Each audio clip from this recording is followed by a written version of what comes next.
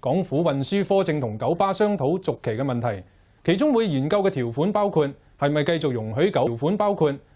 容許九巴有16%最高回報率嘅利潤管制。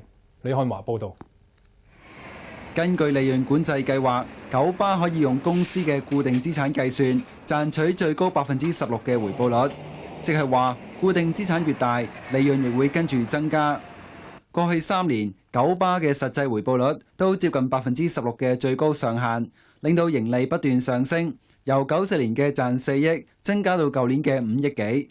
有立法局議員認為九巴呢種計算回報率嘅方法對市民唔公平。譬如話你呢家一般做生意嘅，可唔可以攞到接近16%嘅利潤先？唔得噶嘛。同埋呢個絕對保證到你係可以攞到喎。呢家由乘客嚟到補貼佢嗰個車價，保證佢嘅利潤啊嘛。所以我覺得呢個制度咧係完全對乘客係唔公平嘅，應該取消咯。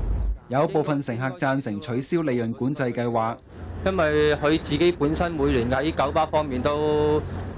佢嘅回報率已經係好高嘅，我覺得根本係有錢賺㗎啦。但亦有部分乘客表示唔贊成，因為佢服務嘛，佢有服務咁佢梗有回報㗎啦。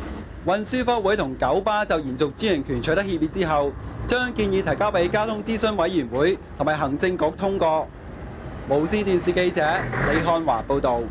9月起，所有路線會變為非專利巴士線。而港府將嚟批出新巴士網絡嘅時候，會採用公開競投嘅方式，鼓勵競爭。動議最後以大比數獲得通過。無線電視記者李漢華報導。中國同反而跌咗3毫子，幅度係2%。李漢華報導。九巴嘅聲明話反對改變現時專營權嘅運作制度。九巴表示，佢哋係以一整個專營網絡形式經營，一啲冇乜乘客嘅路線要靠其他賺錢嘅路線補貼。若果引入競爭，新經營者會着重賺錢嘅路線，蝕本嘅路線就繼續由九巴經營，對九巴唔公平。最後可能會因而撤銷冇錢賺嘅路線，結果最受影響嘅係市民。